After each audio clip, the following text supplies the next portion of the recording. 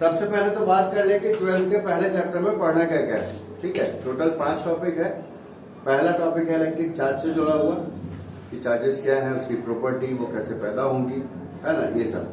दूसरा टॉपिक है कि चार्जेस एक दूसरे पे फोर्स अप्लाई करते हैं, तो उस फोर्स को हम कूलम्ब्स लॉ के टॉपिक में पढ़ेंगे। ठीक है। तीसरा टॉपिक फिर चार्ज के चारों तरफ एक सर्टेन रीजन होता है जो रिस्पॉन्सिबल होता है चार्जेस पर फोर्स लगने का, कि एक चार्ज दूसरे चार्ज पे फोर्स क्यों लगाएगा, कब लगाएगा, उस चीज का जवाब है तुम्हारा तीसरा टॉपिक इलेक्ट्रिक फील्ड। ठीक। चौथा टॉपिक होता है इलेक्ट्रिक फ्लक्स का। ठीक है। और पांचवा टॉपिक है तुम्हारा गॉस लॉ का। ठीक है। तो 12th के फर्स्ट चैप्टर में total 5 topic, charge, force, field, flux, Gauss law. ठीक है। अब शुरू करते हैं सबसे पहला टॉपिक इलेक्ट्रिक चार्ज से। तो इलेक्ट्रिक चार्ज की जब डेफिनेशन देखोगे तो उसका बेसिक डेफिनेशन है कि it is an effect due to excess और डिफिशियंसी ऑफ इलेक्ट्रॉन्स। ठीक है। पोलैरिटी के टर्म्स में डिफाइन होता है। 2 टाइप की पोलैरिटी है, पॉजिटिव, नेगेटिव। हम इंसानों में भी जेंडर होता है, मेल, फीमेल। हम इंसानों में जैसे अपोजिट जेंडर्स में अट्रैक्शन होता है, उसी तरह से चार्जेस में भी अपोजिट पोलैरिटी वाले चार्जेस आपस में क्या करेंगे, अट्रैक्शन करेंगे। ठीक। हमारे में भी सेम जेंडर वालों में झगड़ा होता है, वहां भी सेम पोलैरिटी वाले में रिपल्शन होता है। ठीक है। तो ये चार्ज का बेसिक चीज हो गया। चार्ज का एक दूसरा डेफिनेशन होता है कि इलेक्ट्रिक चार्ज वो प्रॉपर्टी है किसी ऑब्जेक्ट की जिसके कारण वो बॉडी फोर्स एक्सपीरियंस करेगा। कब? जब उसको इलेक्ट्रिक फील्ड में या मैग्नेटिक फील्ड में रखा जाए। ठीक है, क्लियर है चीज। तो इलेक्ट्रिक चार्ज को कितने तरीके से डिफाइन कर सकते हैं? 2 तरीके से। पहला कि एक प्रॉपर्टी है जिसके कारण कोई भी ऑब्जेक्ट फोर्स एक्सपीरियंस करता है जब उसको इलेक्ट्रोमैग्नेटिक फील्ड में रखा जाए। दूसरा, ये इफेक्ट है एक्सेस और डिफिशियंसी ऑफ इलेक्ट्रॉन्स का। डिफाइन होता है पोलैरिटी के टर्म्स में, पॉजिटिव और नेगेटिव। सेम पोलैरिटी वाले चार्जेस रिपेल करेंगे, अपोजिट पोलैरिटी वाले चार्जेस अट्रैक्ट करेंगे। पॉजिटिव किसको कहेंगे? पॉजिटिव उसको कहेंगे जिसपे डिफिशियंसी ऑफ इलेक्ट्रॉन है। ठीक है। नेगेटिव किसको कहेंगे? जिसपे एक्सेस ऑफ इलेक्ट्रॉन है। एक्सेस ऑफ इलेक्ट्रॉन वाले को नेगेटिव ही क्यों कहेंगे? क्योंकि इलेक्ट्रॉन को जो है वो नेगेटिवली चार्ज पार्टिकल माना गया है, तो वो जिसपे ज्यादा होगा स्वाभाविक है उसको उसी अपने जैसा ही बना देगा। तो चूंकि वो खुद नेगेटिव चार्ज पार्टिकल माना गया है, इसलिए वो जिसपे एक्सेस होगा उस बॉडी को भी हम नेगेटिवली चार्ज बॉडी मान लेंगे, और दूसरा उसका उल्टा, जिसपे कम होगा उसको पॉजिटिव पोलैरिटी का चार्ज मान लेंगे। ठीक। तो अब बात होती है कि ये इलेक्ट्रॉन्स का लेन देन या एक्सेस या डिफिशियंसी होता कैसे है? तो वो डिपेंड करता है मटेरियल के एटम के नेचर पे। ठीक। जिसमें हमको इलेक्ट्रॉनिक कॉन्फ़िगरेशन हम लिखेंगे तो वैलेंसी वाले कंसेप्ट से हम इसको समझ सकते हैं। कैसे? तो वो देख लो, ये 1s 2s 2p वाला कंसेप्ट पता होगा केमिस्ट्री का, है ना, जिसमें s p d ये सब ऑर्बिट्स होते हैं। s में 2 इलेक्ट्रॉन्स रह सकते हैं मैक्सिमम, p में 6, d में 10, है ना। तो देखो हम एग्जांपल लेते हैं 2 का, एक क्लोरीन और एक सोडियम, है ना। सोडियम का इलेक्ट्रॉनिक कॉन्फ़िगरेशन कितना लिखेंगे, कैसे लिखेंगे? 1s2, तो बच गया इसके पास 9 इलेक्ट्रॉन्स। देन 2s में जाएगा, अगेन 2 ही जाएगा, 9। फिर किस में जाएगा? ये 2p में जाएगा, तो 9 तो 9 नहीं, 7 बचा ना। तो 2p तो मैक्सिमम कितना ले सकता है? 6 ले सकता है, तो 1 बच गया। अब किस में जाएगा? ये 3s में जाएगा, तो 3s पे 1 हो गया। तो अब देखो आउटर मोस्ट ऑर्बिट क्या है इसका? 3 है। आउटर मोस्ट ऑर्बिट तो 3rd ऑर्बिट है ना, जिसमें इलेक्ट्रॉन्स की संख्या कितनी है? 1। तो यही पूरा का पूरा वैलेंसी बन जाएगा, लेस देन 4 वैल्यू है ना। तो अगर हम इसको किसी भी तरीके से एनर्जी की सप्लाई करें, एक्साइट करें, तो क्या होगा? क्या पॉसिबल है कि ये अपना एक इलेक्ट्रॉन रिलीज कर देगा, है ना। इसमें एक इलेक्ट्रॉन को फ्री कर दिया, है ना। इसमें कोई दिक्कत? अब क्लोरीन पे आओ, क्लोरीन की कैसे लिखेंगे कॉन्फ़िगरेशन? 1s2 बच गया 15, फिर 2s2 बच गया 13, फिर 2p में जाएगा 6 पूरा का पूरा, बच जाएगा 7, फिर 3s में पूरा 2 चला जाएगा, बचेगा 5, एंड अगेन लास्ट में 3p 5। तो यहां देखो, यहां पे आउटर मोस्ट ऑर्बिट में कितना है? आउटर मोस्ट ऑर्बिट 3 हो गया, 2 + 5 है ना, 2 + 5 7, ये वैल्यू क्या है? लेस देन 1 है। तो अगर ये किसी तरीके से एक इलेक्ट्रॉन ले ले तो अपना ऑक्टेट पूरा कर लेगा, है ना। तो इसको एक्सेप्ट करने के लिए भी एक्साइटमेंट में आना होगा। तो क्या करेगा? पॉसिबिलिटी है कि अगर हम इन दोनों को नियर बाई रखें तो ये इसका एक फ्री इलेक्ट्रॉन एक्सेप्ट कर लेगा। जैसे ही एक्सेप्ट करेगा तो 8 हो गया, है ना। तो अब क्या हो रहा है कि नेचुरल कंडीशन के रिस्पेक्ट में उस पे 11 इलेक्ट्रॉन होने चाहिए थे, बट हमने डिफिशियंसी करा दी, एक इलेक्ट्रॉन उससे रिलीज करा दिया। क्लोरीन वाले पे एक इलेक्ट्रॉन की कमी थी, अगर वो मिल जाता तो वो ऑक्टेट हो जाता, है ना। 17 उसके पास है ही नेचुरली, हमने उसको जबरदस्ती क्या किया? उकसा के एक इलेक्ट्रॉन दे दिया जबरदस्ती। तो क्लोरीन के पास क्या हो गया? एक इलेक्ट्रॉन एक्सेस में हो गया।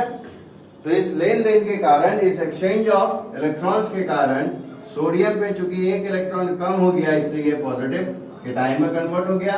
क्लोरीन पे एक इलेक्ट्रॉन एक्स्ट्रा हो गया तो ये एनायन में कन्वर्ट हो गया। ठीक, यहां पे हम इसको चार्ज के टर्म्स में कंसीडर कर लेंगे एग्जांपल में समझने के लिए कि एक पॉजिटिवली चार्ज बन गया due to deficiency of electron, और दूसरा नेगेटिवली चार्ज बन गया due to excess of electron. ठीक, इस बात में कोई दिक्कत? ये क्लियर है। एक और चार्जिंग का तरीका होता है इंसुलेटर्स वगैरह में, उसको कहते हैं पोलराइजेशन। तो वो हम लोग पढ़ेंगे चैप्टर 2 में, जब कैपेसिटर का कंसेप्ट आएगा। ठीक है, वहां पे एक्सचेंज नहीं होता, वहां पे चार्जेस अपनी जगह पे थोड़ा बहुत डिस्प्लेस हो जाते हैं, जिसके कारण बॉडी के 2 सरफेसेस चार्ज जो है वो अपीयर होते हैं। ठीक, अब आगे बढ़ते हैं। तो उसका डेफिनेशन अब सिंपल सा क्या है? चार्ज क्या है? इफेक्ट ऑफ एक्सेस और डिफिशियंसी ऑफ इलेक्ट्रॉन्स। जिस बॉडी पे एक्सेस में इलेक्ट्रॉन होगा, एक्सेस में उस क्या होगा? निगेटिव चार्ज होगा। जिस पे एक्सेस होगा वो निगेटिव, और जिस पे डिफिशियंसी होगी वो क्या होगा? पॉजिटिवली चार्ज होगा। अब यहां सवाल होता है कि मिनिमम चार्ज कितना एग्जिस्ट कर सकता है? तो मिनिमम कितने नंबर ऑफ इलेक्ट्रॉन्स एक्सचेंज हो सकते हैं? 1। उसको हम तोड़ नहीं सकते, है ना, इसलिए फ्रैक्शन या डेसिमल वैल्यू में इलेक्ट्रॉन्स नहीं जाएंगे कि 1.2 इलेक्ट्रॉन ट्रांसफर हो गया या 3/5 इलेक्ट्रॉन ट्रांसफर कर दिया। जब भी होगा वो 1 2 3 4 5 6 पूरा का पूरा होगा, है ना। तो कम से कम कितना इलेक्ट्रॉन एक्सचेंज हो सकता है? 1, जैसा कि उस एग्जाम्पल में हो भी रहा है ना। तो मिनिमम जो चार्ज एग्जिस्ट करेगा वो भी कितना करेगा? जितना उस एक इलेक्ट्रॉन के चार्ज की वैल्यू है। एक इलेक्ट्रॉन का चार्ज कितना होता है? 1.6 इंटू 10⁻19 कूलम्ब का, है ना। तो वो चार्ज कितना एग्जिस्ट करेगा? एक इलेक्ट्रॉन के चार्ज के बराबर का। और इसी वैल्यू को हम क्या कहते हैं? एलिमेंट्री चार्ज कहते हैं, जिसको स्मॉल ई से इंडिकेट करते हैं। Means amount of charge of 1 electron is termed as elementary charge, जिसको स्मॉल ई से इंडिकेट करेंगे। ठीक, सिंबल क्या यूज होगा? कैपिटल क्यू या फिर स्मॉल क्यू। अगर नंबर ऑफ चार्जेस होंगे तो Q1 Q2 Q3 Q4 कर सकते हैं, है ना। यूनिट क्या होती है चार्ज की? कूलम्ब होती है। ये हो गया कैपिटल सी से इंडिकेट शॉर्ट में करते हैं, है ना। तो ये क्लियर है कि इलेक्ट्रॉन्स का डिफिशियंसी या एक्सेस कैसे क्रिएट होता है। चार्ज की डेफिनेशन, पोलैरिटी, है ना। अब आगे बढ़ते हैं, प्रॉपर्टीज ऑफ चार्जेस पे आते हैं। ठीक, पहला चार्ज जो है वो पोलैरिटी के बेसिस पे ही हम डिफाइन कर देते हैं कि भाई चूंकि पोलैरिटी कितने तरह की? 2 तरह की, प्लस माइनस। इनमें क्या खास बात कि सेम वाले जो है वो रिपल्शन रिपेल करेंगे एक दूसरे को, और अपोजिट वाले क्या करेंगे, अट्रैक्शन, है ना। अब दूसरा प्रॉपर्टी, तो ये तुम्हारा बैंक खाते के जैसा है कि जितना अमाउंट तुम्हारे खाते में जमा हुआ उसको पॉजिटिव और जितना उससे विड्रॉ हुआ उसको नेगेटिव, है ना। और नेट बैलेंस कैसे बताता है बैंक, उन दोनों को जोड़ के मैथ्स के हिसाब से, प्लस है तो प्लस वाले एक साथ, माइनस वाले एक साथ, और लास्ट में दोनों को घटा देते हैं। तो ये प्रोसेस कहलाती है अलजेब्रिक सम, जहां हम प्लस और माइनस साइन का ध्यान रखते हैं, ठीक है। तो देखो उसी तरह से अगर दो एग्जांपल्स हमने पहले ले रखा है कि किसी बॉडी पे ये 3 तरह के चार्जेस हैं और यहाँ पे ये 5 तरह के चार्जेस हैं, अलग अलग पोलैरिटी के और अलग अलग मैग्नीट्यूड के, तो ऑब्जेक्ट पे टोटल चार्ज कितना अपीयर होगा। भाई तुम्हारे पास आमदनी कई तरह की है, खर्चे भी कई तरह के हैं, तो नेट सेविंग कितनी, वो कैसे पता चलेगा, सबको जोड़ देंगे मैथ्स के हिसाब से, है ना। तो प्लस वाले एक साथ जुटेंगे तो कितना होगा, प्लस में 6 और माइनस में 12, ओवरऑल कितना, माइनस में 6 कूलम। मतलब ये बॉडी कैसा चार्ज होगा, नेगेटिव चार्ज होगा, और कितना मैग्नीट्यूड, 6 कूलम का, ठीक है। दूसरा यहां देख लो, पॉजिटिव वालों को जोड़ लो तो 8 to 10 25, है ना, और माइनस में 17 कितना होगा, प्लस में 8। मतलब ये बॉडी ओवरऑल पॉजिटिव है, और कितना मैग्नीट्यूड का चार्ज शो करेगा, वो 8 कूलम, ठीक है। तो ये जो मैथ्स के हिसाब से हम अलजेब्रा के हिसाब से यहाँ एडिशन परफॉर्म कर रहे हैं, ये कहलाता है अलजेब्रिक सम। मतलब किसी भी बॉडी पे जो टोटल चार्ज होगा वो किसके बराबर होगा, वो अलजेब्रिक सम के बराबर होगा। किसका, ऑफ ऑल चार्जेस या ऑल इंडिविजुअल चार्जेस, ठीक है। Total charge on a body is algebraic sum, ठीक। नेक्स्ट बढ़ते हैं क्वांटाइजेशन पे, जो कुछ यहीं पे एक्सप्लेनेशन हो जाएगा, या मिनिमम चार्ज की बात जब की थी उसके बेसिस पे क्या बात हुआ था कि जब भी ट्रांसफर होगा पूरा का पूरा इलेक्ट्रॉन ट्रांसफर होगा, ना वो फ्रैक्शन में ट्रांसफर होगा 2/5 3/7 इस तरह से, ना ही वो डेसिमल वैल्यू में ट्रांसफर होगा। जब भी ट्रांसफर होगा पूरा का पूरा 1, पूरा का पूरा 2, पूरा का पूरा 3, एग्जाम्पल में पूरा का पूरा 15 इलेक्ट्रॉन, पूरा का पूरा 20 इलेक्ट्रॉन, है ना। तो देखो ये 15 इलेक्ट्रॉन ट्रांसफर होने से क्या होगा, इसके पास तो डिफिशियंसी हो जाएगी, तो जैसे ही डिफिशियंसी होगी वो बॉडी क्या हो जाएगा, पॉजिटिव चार्ज, तो इस पे पॉजिटिव अमाउंट का चार्ज पैदा होगा, ठीक। कितना, और एक इलेक्ट्रॉन का चार्ज कितना बोले थे, ई के बराबर, है ना। और कितने इलेक्ट्रॉन ट्रांसफर हुए, 15, तो 15 टाइम्स ऑफ ई हो जाएगा, है ना। एक इलेक्ट्रॉन का वैल्यू ई, तो 15 का कितना, 15 गुना, है ना, कूलम। इस पे क्या हो जाएगा, माइनस में 15 ई और कूलम, है ना। इसके इस पे नीचे वाले में देखो इसने एक्सेप्ट किया है, तो ये हो जाएगा माइनस, इलेक्ट्रॉन है इसलिए ई अमाउंट का चार्ज हो गया, और कितने इलेक्ट्रॉन्स थे, 20, और यहाँ पे प्लस में 20 ई कूलम, है ना। मीन्स इस सिचुएशन में या इस सिचुएशन में जो चार्ज पैदा हो रहा है वो क्या हो रहा है, या तो प्लस में नहीं तो माइनस में, कितना, 15 ई का, प्लस में या माइनस में 20 ई का, है ना। मीन्स ये नंबर कैसे हैं, इंटीजर्स नंबर है, प्लस में भी है और माइनस में भी है।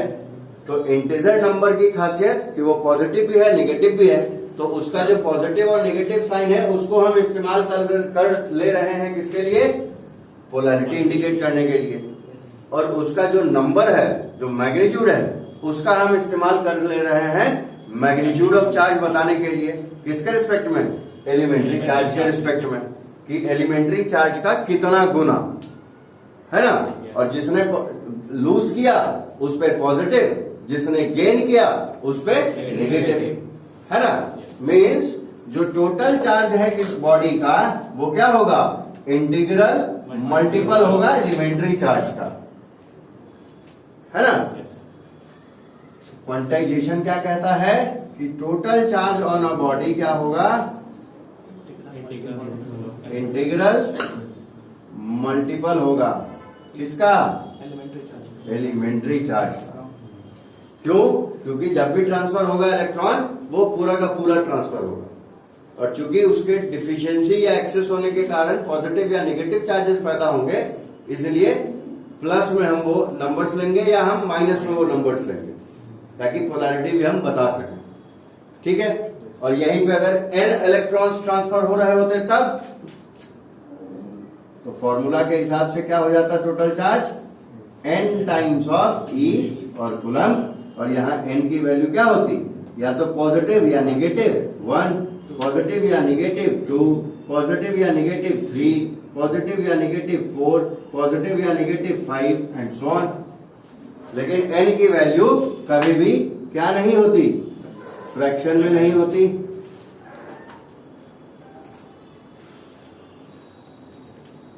रेशियो में नहीं होता, डेसिमल में नहीं होता, है ना। जब भी होगा वो पूरा का पूरा होगा, और वो नंबर्स ही इंटीजर्स हैं, उतना गुना एलिमेंट्री चार्ज, इसीलिए इंटीजर मल्टीपल या इंटीग्रल मल्टीपल। क्लियर है क्वांटाइजेशन, क्लियर है, ठीक। लास्ट फिर आते हैं प्रॉपर्टी कंजर्वेशन पे। तो देखो पहले ये सिचुएशन देख लो, इनिशियली ए और बी पे कोई चार्ज नहीं था, इसलिए ये भी 0 कूलम, ये भी 0 कूलम। तो इस पूरे सिस्टम का जिसमें ये दो ऑब्जेक्ट्स हैं उसका टोटल चार्ज कितना माना जाएगा, 0 प्लस 0 0, है ना। अब देखते हैं कि जब एक दूसरे से रब किया तो क्या हुआ। तो कोई एक का एटम का टेंडेंसी होगा इलेक्ट्रॉन देने वाला, किसी एक के एटम की टेंडेंसी होगी लेने वाली, है ना। तो मान लेते हैं कि यहाँ पे ए के एटम्स की टेंडेंसी है इलेक्ट्रॉन्स लूज देने वाली, और बी के एटम्स की टेंडेंसी है इलेक्ट्रॉन्स एक्सेप्ट गेन करने वाली, है ना। और मान लेते हैं कि ये 5 इलेक्ट्रॉन्स ट्रांसफर हुए ए से बी पे।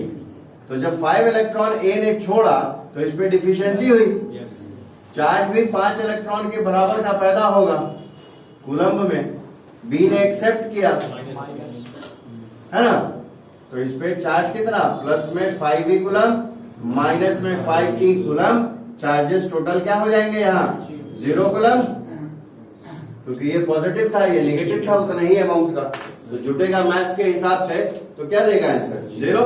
मीन्स सिस्टम का चार्ज आफ्टर चार्जिंग भी 0 है, और इनिशियली बिफोर चार्जिंग भी 0 था।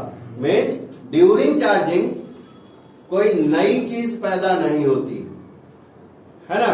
सिस्टम का इनिशियल और फाइनल चार्ज सेम होता है, ठीक। यही खासियत जो है चार्जेस का, उसको हम कंजर्वेशन ऑफ चार्ज कहते हैं, ठीक। जिसको दूसरे तरीके से हम ये भी कहते हैं कि इलेक्ट्रिक चार्जेस एक जगह से दूसरी जगह बस शेयर हो सकते हैं, ठीक है। वो नया कुछ उसमें नहीं होता है घटना, ठीक है। क्योंकि अगर कुछ नया हो रहा होता तो यहां भी कुछ वैल्यू होती, वहां भी कुछ वैल्यू होती, या अगर इनिशियली 0 था तो आफ्टर चार्जिंग कुछ ना कुछ वैल्यू मिल गई होती अदर देन 0, ठीक है। बट पहले भी 0 है टोटल चार्ज, बाद में भी सिस्टम का टोटल चार्ज 0 है, ठीक। ये ठीक वैसा ही है कि 1 तारीख को सैलरी आई और 1 तारीख को खत्म हो गई, है ना। तो नया तो कुछ हुआ ही नहीं ना, तो जब नया कुछ हुआ नहीं मतलब सेविंग्स क्या है 0, है ना। तो वही चीज है कि सेविंग्स जो है वो 0 है, नया कुछ नहीं पैदा हुआ, तुमको जो जरूरत थी कंपनी ने दी, तुमने उसमें उसको खर्च कर दी, बात खत्म, है ना। क्लियर है चीज। तो इस बिहेवियर ऑफ चार्ज को क्या नाम दे देते हैं, कंजर्वेशन, ठीक है। सिंपल टू द पॉइंट कोई पूछे तो सिर्फ इसको ये बता देना है कि total charge of system before charging equals to total charge of system after charging, ठीक है। तो Q टोटल बिफोर चार्जिंग और Q टोटल आफ्टर चार्जिंग ये आपस में क्या होंगे, बराबर होंगे। ठीक है, जब चार्जिंग मेथड्स पढ़ेंगे तो उस समय फिर से एक बार उसको बताएंगे। ठीक है, क्योंकि जरूरी नहीं है कि हमेशा ऑब्जेक्ट जो है वो इनिशियली 0 कूलम के ही हो, इनिशियली न्यूट्रल ही हो सकता है कि इनिशियली उनपे कुछ चार्ज हो, वो कहीं ऑलरेडी चार्ज गेन करके या लूज करके आए होंगे इलेक्ट्रॉन्स। ठीक है, तो यहां तक में कोई दिक्कत, पक्का? अब देख लो, जो पुराने बच्चे हो उसको दिखाया था, हम एक बार फिर से क्योंकि टॉपिक पढ़ रहे हैं तो देख लो। पहला तो ये दो बॉल्स को लेके है ना, कि ये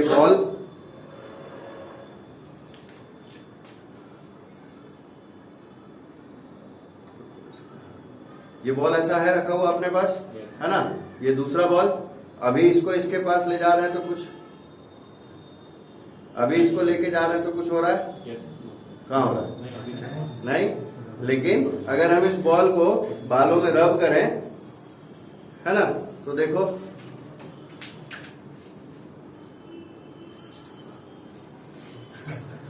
होगा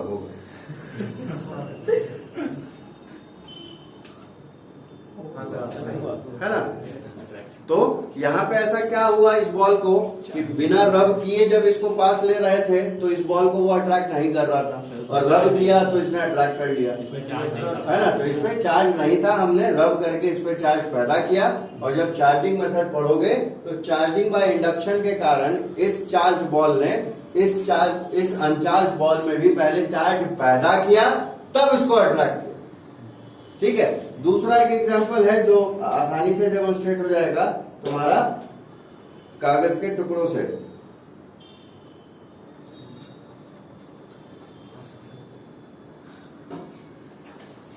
है ना, ये कागज के टुकड़े हैं, छोटे छोटे काट के रखे हुए हैं, है ना।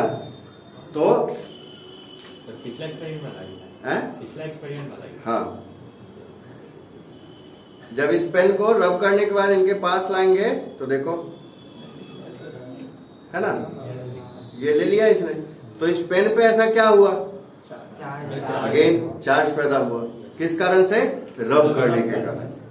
ठीक है, रब क्यों कर रहे हैं, क्योंकि इसके एटम्स को हमको एक्साइट करना था, तभी वो लेन देन करता आपस में, है ना। और एनर्जी चाहिए, तो एनर्जी करने के लिए हमने फ्रिक्शन के कंसेप्ट को इस्तेमाल कर लिया कि पेन और हेयर, बाल के बीच में जो फ्रिक्शन होगा उसको ओवरकम करने के लिए हमने बाहर से एनर्जी सप्लाई दी। उसका कुछ पार्ट जो फ्रिक्शन को ओवरकम करने में खर्च हुआ, है ना, वो हीट के फॉर्म में ट्रांसफॉर्म हो गया। उस हीट के कारण एटम्स एक्साइट हो गए, है ना, और इस पे इलेक्ट्रिक चार्ज पैदा हो गया। मीन्स आइदर डिफिशियंसी क्रिएट हुई होगी या एक्सेस क्रिएट हुआ होगा, जिसके कारण उसने इन कागज के टुकड़ों को पहले चार्ज किया होगा और तब उस पर फोर्स लगाया। ठीक है, ये चीज क्लियर। और एक छोटी सी व्यवस्था बना रखी है मैंने चार्जेस के अट्रैक्शन और रिपल्शन को शो करने के लिए। तो देखो, ये है तो मैग्नेट, बट हम यहाँ चार्ज के लिए ले रहे हैं इसको। ठीक है, मैग्नेट पे भी सेम चीज होता है कि दो पोल होते हैं, नॉर्थ और साउथ। अगर सेम पोल होंगे तो वो रिपेल करेंगे, अपोजिट होंगे तो वो अट्रैक्ट करेंगे। ठीक है, तो अभी देखो, जो मेरे को दिख रहा है इसे मैं बता दे रहा हूं। अभी इसका साउथ इस तरफ है, ठीक है, और इसमें नॉर्थ है। ठीक है, तो अभी तो हम इसको अगर पास में रखेंगे तो ये अट्रैक्ट करेगा इसको। ठीक है, लेकिन जब पलट देंगे इसका भी साउथ, जब इसके साउथ के पास आएगा चार्जेस के टर्म्स में, या तो ये पॉजिटिव है तो ये भी पॉजिटिव है, या ये नेगेटिव है तो ये भी नेगेटिव है। तो सेम पोलैरिटी जब नजदीक आएंगे तो क्या करेंगे, रिपल्शन करेंगे। तो देखना,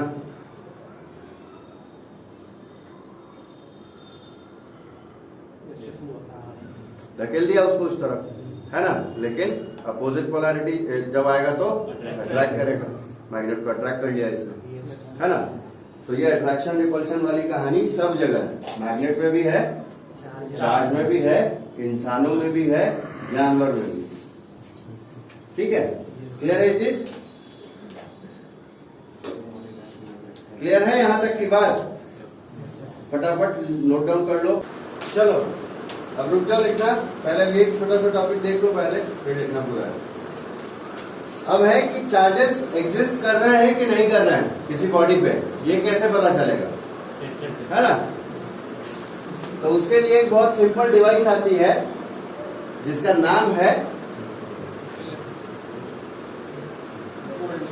गोल्ड लीफ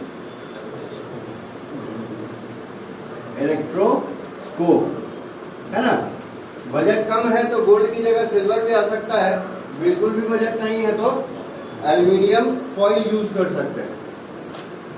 कुछ दिन पहले मैंने एक वीडियो भेजा भी था ग्रुप में गोल्ड लीफ इलेक्ट्रोस्कोप का, तो ये भी कुछ वैसा ही स्ट्रक्चर, सिंपल सा स्ट्रक्चर होता है। ग्लास का जार है जिसके अंदर ये दो सोने की पत्तियां हैं और ये जो है वो कंडक्टिंग रॉड है, कॉपर का होगा, एल्यूमिनियम का होगा, किसी का भी होता है, ठीक है। ये दोनों लीव्स क्या है, फ्रीली सस्पेंडेड है, मीन्स हिल डुल सकती है, ठीक। दूसरी बात, बहुत ही ज्यादा लाइट वेट होती है, ठीक। अब ये डिटेक्ट कैसे करता है, तो मान लिया कि गोल्ड लीफ इलेक्ट्रोस्कोप के कंडक्शन रॉड से दो ऑब्जेक्ट्स हम टच करा रहे हैं। एक ऑब्जेक्ट पे मान लिया कि किसी तरीके से हमने पॉजिटिव चार्ज पैदा कर दिया था, दूसरे पे हमने किसी तरीके से नेगेटिव चार्जेस पैदा कर दिए थे, ठीक। तो जैसे ही ये बॉडी कंडक्शन रॉड को टच करेगा तो एक मेथड पढ़ोगे अभी आगे, चार्जिंग बाय कंडक्शन का, उसके मदद से उसके अकॉर्डिंग ये पॉजिटिव चार्जेस जो हैं इस कंडक्शन रॉड से होता हुआ इन दोनों सोने की पत्तियों पे आ जाएगा, ठीक।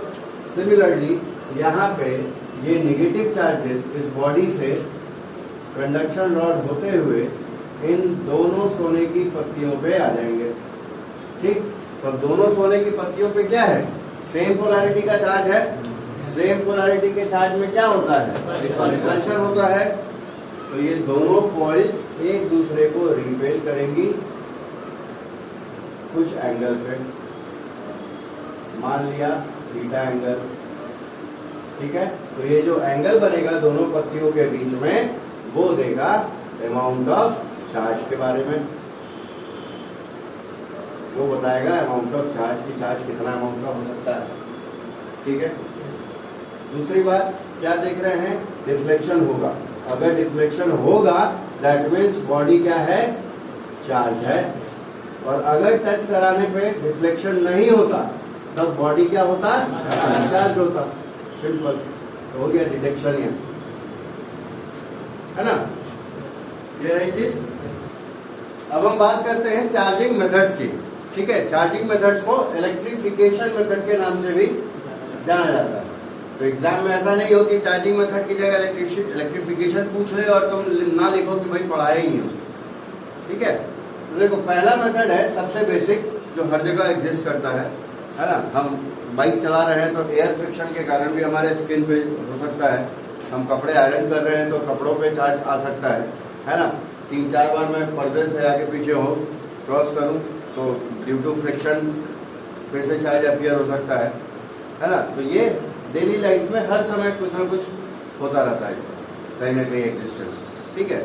तब दो ऑब्जेक्ट्स मान लेते हैं जिनमें से किसी एक ऑब्जेक्ट की टेंडेंसी है कि वो इलेक्ट्रॉन्स को रिलीज करेगा और दूसरे ऑब्जेक्ट की टेंडेंसी है कि वो इलेक्ट्रॉन्स को गेन करेगा, ठीक। तो अभी तक मैं पढ़ लिया कि जिसके ऊपर डिफिशियंसी होगा वो कैसा चार्ज होगा, पॉजिटिव, और जिसके ऊपर एक्सेस होगा वो कैसा चार्ज होगा, नेगेटिव। तो देखो जब ये दोनों ऑब्जेक्ट्स एक दूसरे से रब करेंगे तो फ्रिक्शन के कारण तो ये रब नहीं होगा। फ्रिक्शन को अपोज करने के लिए हमने मस्कुलर फोर्स अप्लाई किया, बाहर से एनर्जी सप्लाई दी, है ना। तो इस एनर्जी का कुछ पार्ट फ्रिक्शन को ओवरकम करने में खर्चा हुआ, हीट के फॉर्म में कन्वर्ट हुआ। वो हीट के कारण क्या होगा, इनके सरफेस के एटम्स एक्साइट होंगे और जो छोड़ने वाला टेंडेंसी का है, डोनेट करने वाला है, वो देने के लिए तैयार हो जाएगा और जो लेने वाला है वो लेने के लिए तैयार हो जाएगा, ठीक। तो ड्यू टू फ्रिक्शन इसने कुछ इलेक्ट्रॉन्स अपने इसको डोनेट कर दिए, ठीक। जैसे ही इसने कुछ इलेक्ट्रॉन्स इसको डोनेट किया, इसके ऊपर क्या होगा, डिफिशियंसी क्रिएट हो जाएगी, जिसके कारण ये बॉडी पॉजिटिवली चार्ज हो जाएगा। ठीक, और इसने क्या किया था, इलेक्ट्रॉन्स को गेन किया था, तो एक्सेस हो गया, इसलिए ये बॉडी अब नेगेटिवली चार्ज हो जाएगी। ठीक है, इस प्रोसेस को कहते हैं इलेक्ट्रिफिकेशन बाय फ्रिक्शन या बाय रबिंग। ठीक, अब इसमें दो बात ध्यान रखना है कि जितने इलेक्ट्रॉन्स इसने लूज किए उतने ही इसने गेन किए, जिसके कारण जो इन पे चार्जेस पैदा होंगे वो आपस में इक्वल मैग्नीट्यूड के पैदा होंगे, लेकिन अपोजिट पोलैरिटी के पैदा होंगे। ठीक, जैसे यहां हो रहा है, इसने 5 इलेक्ट्रॉन्स रिलीज किए तो इसमें +5 हुआ, लेकिन इसमें -5 हुआ, तो इक्वल मैग्नीट्यूड अपोजिट पोलैरिटी के चार्ज पैदा होंगे इस प्रोसेस में। ठीक, दूसरा क्या हो रहा है कि इलेक्ट्रॉन्स का एक्चुअल ट्रांसफर हो रहा है एक बॉडी से दूसरे बॉडी पे। और तीसरी खास बात क्या होगी कि चूंकि इलेक्ट्रॉन्स में कुछ मास होता है ना, तो इस प्रोसेस में मास ट्रांसफर भी हो रहा है। ठीक, जिसके कारण क्या होगा कि चूंकि इस बॉडी ने इलेक्ट्रॉन्स लूज किए थे, तो इसका नया वाला मास ओरिजिनल मास से कुछ घट जाएगा। इसने चूंकि इलेक्ट्रॉन्स गेन किए थे, इसलिए इसका जो नया वाला मास होगा वो थोड़ा सा बड़ा हुआ होगा अपने ओरिजिनल मास से। ठीक, अब वो डिपेंड करेगा कि कितने इलेक्ट्रॉन्स ट्रांसफर। ठीक है, लेकिन यहाँ पे एक बात ध्यान देने वाला है कि चूंकि इलेक्ट्रॉन्स का अपना मास बहुत कम होता है, कितना होता है 9.1 × 10⁻31 kg का होता है। ठीक, तो कई लाख इलेक्ट्रॉन्स भी ट्रांसफर होंगे, तब भी सिग्निफिकेंट अमाउंट ऑफ मास का ट्रांसफर नहीं होगा, हमको नहीं पता चलेगा, तो हम उस मास ट्रांसफर को इग्नोर करके चलते हैं। ठीक है, तो हम बताएंगे जरूर कि during charging by rubbing mass transfer होता है, लेकिन वो इनसिग्निफिकेंट होता है, जिसको हम इग्नोर कर देते हैं। ठीक है, तो 3 बातें खास क्या हुई, इक्वल एंड अपोजिट पोलैरिटी के चार्जेस हुए पैदा, एक्चुअल ट्रांसफर ऑफ इलेक्ट्रॉन्स हुआ, और मास ट्रांसफर हुआ। ठीक, पॉजिटिव बॉडी का मास थोड़ा कम हो जाएगा, नेगेटिव बॉडी का मास थोड़ा बढ़ जाएगा, क्योंकि उसने इलेक्ट्रॉन्स को गेन किया। ये बात पक्का, तो ये चीजें नोट्स में मेंशन है। अब दूसरा मेथड आते हैं चार्जिंग बाय कंडक्शन।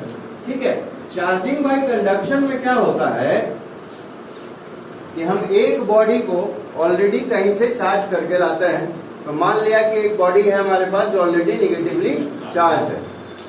ठीक है, क्लियर है? तो निगेटिवली चार्ज होने का मतलब एक्सेस ऑफ इलेक्ट्रॉन्स होना है ना। दूसरा बॉडी हम कंसीडर करते हैं जो कैसा है, न्यूट्रल है। न्यूट्रल मतलब जितने पॉजिटिव चार्जेस हैं उतने ही इसमें निगेटिव भी हैं। तो नेट इफेक्ट एडिटिव प्रॉपर्टी के अकॉर्डिंग क्या होगा, 0 कूलम का होगा, है ना, क्योंकि total positive total negative charge मिलकर न्यूट्रल हो जाएंगे। तो होता यह है कि जैसे ही ये चार्ज बॉडी जिसपे एक्सेस ऑफ इलेक्ट्रॉन था, जैसे ही इसने इसको टच किया, ठीक, ये अपने आधे एक्सेस इलेक्ट्रॉन्स को इसको दे।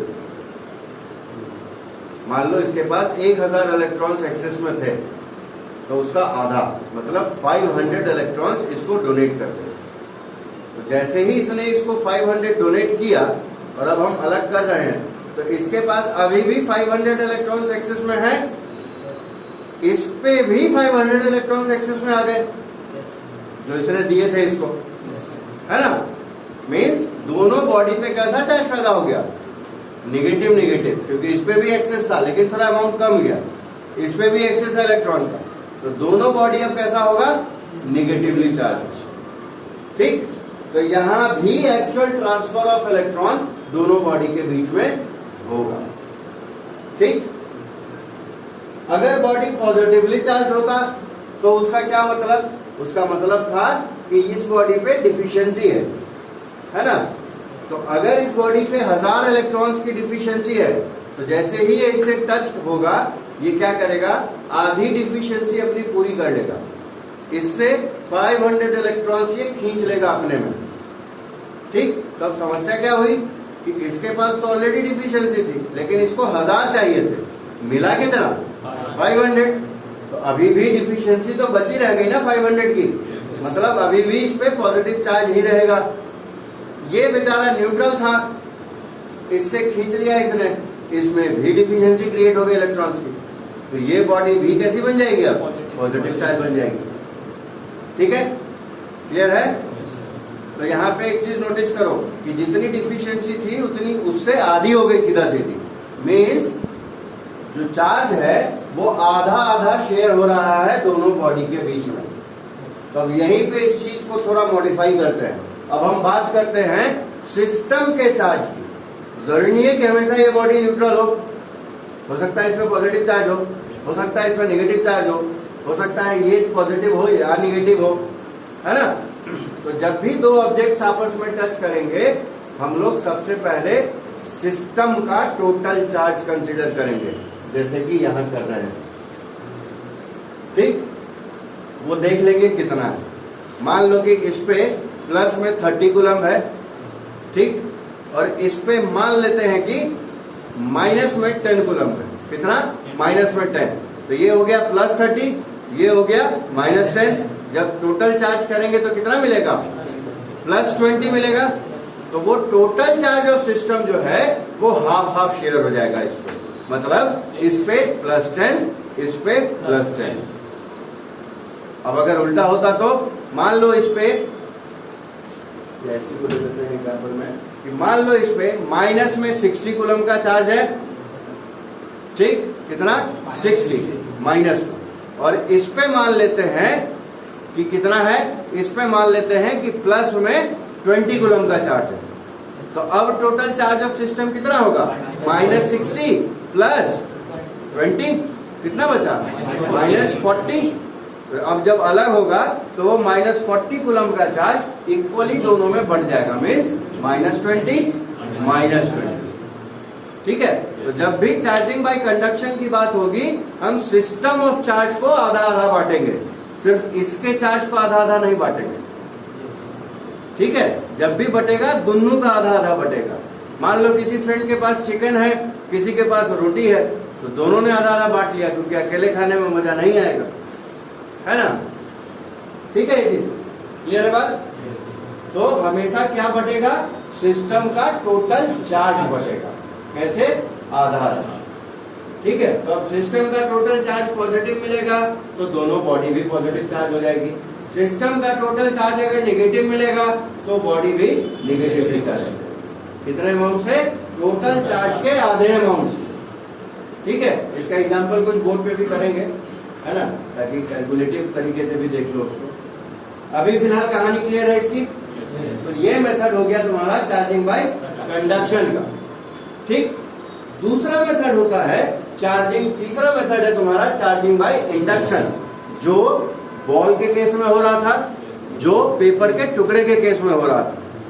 ठीक है, अभी होली बीती है, होली में जो वाटर बलून्स आते हैं वो छोटे छोटे होते हैं, उनका मास कम होता है, मीन्स उसका वेट भी कम होगा। तो उसको फुलाओ, है ना, हाथ में रब करो और हथेली में उसको सटा के छोड़ दो, वो चिपका रह जाएगा उसको। ये करके देखो। ठीक है, बलून छोटा होना चाहिए, बस लाइट वेट होना चाहिए। ठीक है, वो बर्थडे वाला बड़ा वाला बैलून नहीं, उसका अपना वजन ही बहुत ज्यादा हो जाता है। ठीक है, तो उस पर ये चीज एक्सपीरियंस नहीं कर पाओगे। जो वाटर बलून्स हैं छोटे वाले, उनको लो, फुलाओ, हाथ में रब करो और हथेली में सटा के देखो, वो चिपक जाएगा उसमें थोड़ी देर के। झाड़ोगे तब झटका दोगे तो नीचे गिरेगा। ठीक है, तब देखो कागज का टुकड़ा और पेन वाला एग्जाम्पल देखो कि क्या होगा। मान लो कि ये है कागज का टुकड़ा, ये मान लिया पेन। ठीक, तो पेन को तो हमने कहीं से रगड़ के चार्ज कर लिया, इस एग्जाम्पल में नेगेटिव चार्ज कर लिया। ठीक, इस बात में कोई दिक्कत? अब क्या होगा? जैसे ही ये बॉडी इस न्यूट्रल बॉडी के नजदीक लाई जाएगी, अब टच नहीं कराना है, ठीक है, थोड़ी दूर पे लाके रख देना। ठीक, तो क्या होगा? तो ये क्या करेगा, इसमें नेगेटिव चार्ज था, तो ये क्या करेगा, इसमें जितना भी नेगेटिव चार्ज है, मान लो माइनस में 10 कूलम का चार्ज है, ठीक है, तो ये माइनस 10 कूलम के नेगेटिव चार्जेस को जो इसमें है उसको ये धकेल के नीचे ला देगा, क्योंकि सेम पोलैरिटी वाले पर रिपल्शन होता है, ठीक।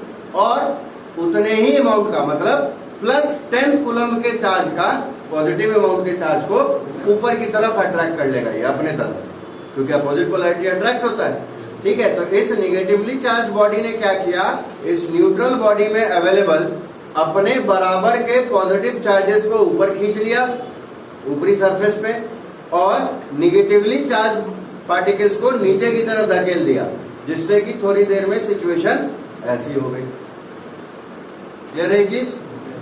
तो इस बॉडी का ऊपरी सरफेस कैसा चार्ज हो गया, पॉजिटिव, निचला सरफेस कैसा हो गया, निगेटिव। अब हम क्या करें, अगर हम अर्थिंग कर दें इस बॉडी, इस तरफ वायर्स जोड़ दें, है ना, अर्थिंग कर दें, तो ये चार्जेस उस वायर से होते हुए अर्थ में चले जाएंगे और ये बॉडी पूरी तरह से पॉजिटिव चार्ज बन जाएगी। अब इसको हटा देंगे, हो गया, ठीक। क्लियर है? अगर ये बॉडी पॉजिटिव लेते, है ना,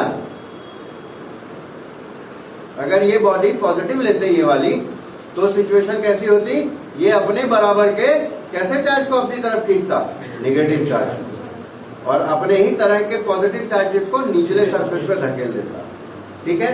इस केस में जब हम यहाँ से वायर जोड़ेंगे अर्थिंग करने के लिए, तो यहाँ तो पॉजिटिव चार्ज है, पॉजिटिव का मतलब क्या है, डिफिशियंसी ऑफ इलेक्ट्रॉन है, तो अर्थ क्या करेगी, इसको इलेक्ट्रॉन्स की सप्लाई देके इसको चुप करा देगी, इसकी डिफिशियंसी खत्म कर देगी, काम खत्म इसका, है ना।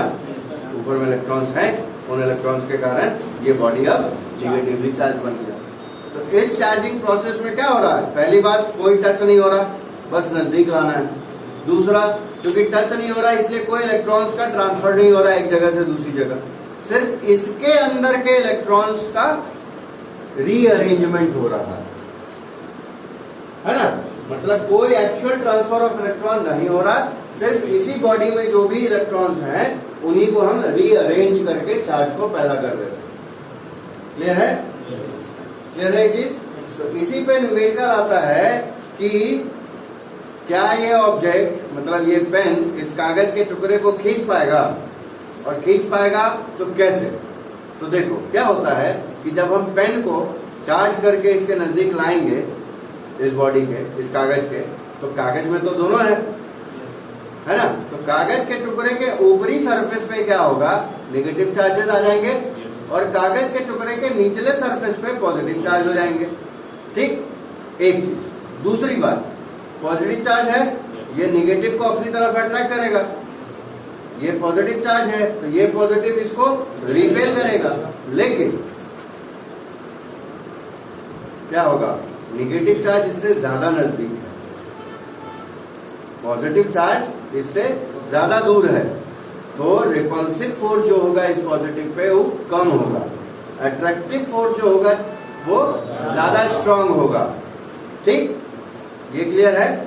मीन्स जो इलेक्ट्रोस्टैटिक फोर्सेस हैं, जो चार्जेस के बीच में फोर्सेस हैं, उसकी वैल्यू ज्यादा किधर होगी, ऊपर की तरफ होगी, है ना।